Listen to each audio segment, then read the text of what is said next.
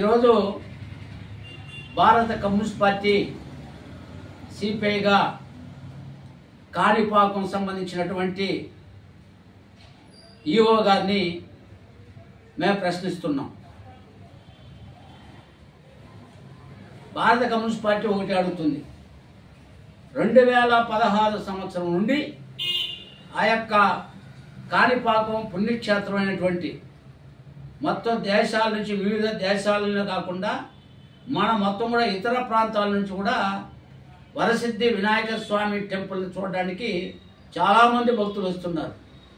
ఇప్పుడు రాను రాను ప్రసిద్ధిగాంచింది, విపరీతంగా భక్తులు కూడా వస్తున్నారు.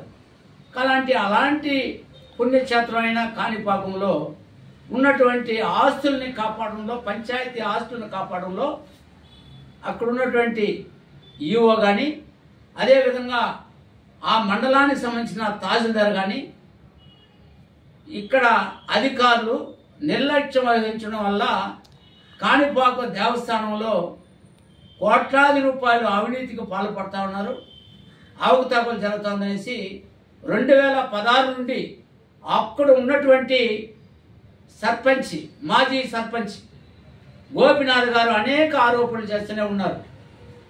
మేము కూడా దాన్ని ఖండిస్తూ మేము మాట్లాడినాం.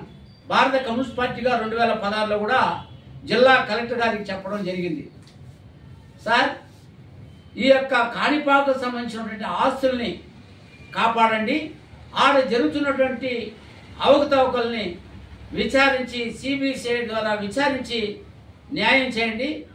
కాణిపాకకు సంబంధించిన ఆస్తులే కాకుండా ఆ గ్రామ పంచాయతీకి సంబంధించినటువంటి కాణిపాకం పంచాయతీకి సంబంధించిన ఆస్తులను కూడా కాపాడి చేయాలనేసి కూడా అనేక దఫాలుగా ఇవ్వడం కూడా జరిగింది.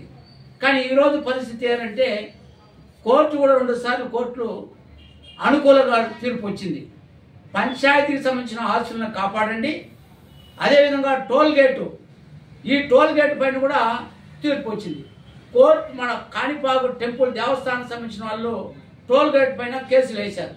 ఆ కేసులు కూడా మొత్తం కూడా కొట్టేశారు. ఈ టోల్ గేట్ కూడా పూర్తిగా మొత్తం కూడా పంచాయతీకి చెందాలని కూడా తీర్పు ఉంది. కానీ హైకోర్టు న్యాయస్థానానికి సంబంధించిన తీర్పు కూడా ఇక్కడ ఉన్నటువంటి అధికారులు అమలు చేయకపోవడం చాలా బాధాకరం, దురదృష్టకరం నుంచి కూడా సిపిఐగా మేము చెప్పదలుచుకున్నాం. ఆడ ఉన్నటువంటి ప్రభుత్వ భూమి 18 ఎకరాలు సంబంధించిన భూమి కూడా అన్యాక్రాంతం అవుతుంది. దాన్ని కూడా కాపాడడం లేదు అధికారులు.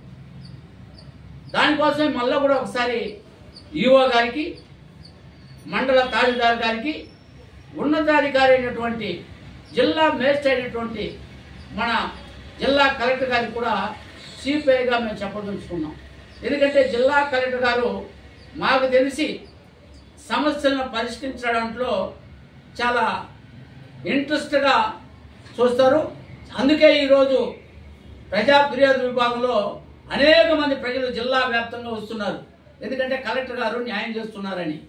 దానికోసం మళ్ళీ కూడా ఈ యొక్క సమస్యని తమ దృష్టికి, జిల్లా కలెక్టర్ గారి దృష్టికి సిపిఐగా మా నాయకత్వం మేము తెలియజేస్తున్నాం. ఎందుకంటే ఇప్పటికైనా ఆడున్నటువంటి ప్రభుత్వం సంబంధించిన 18 ఎకరాల భూముల్ని, అదేవిధంగా టోల్ గేట్ సంబంధించినటువంటి వ్యవహారాన్ని, రెండవది ముఖ్యంగా అందరూ చచ్చిపోతే కూడా శ్మశానం వెతుకొని పూడుస్తారు.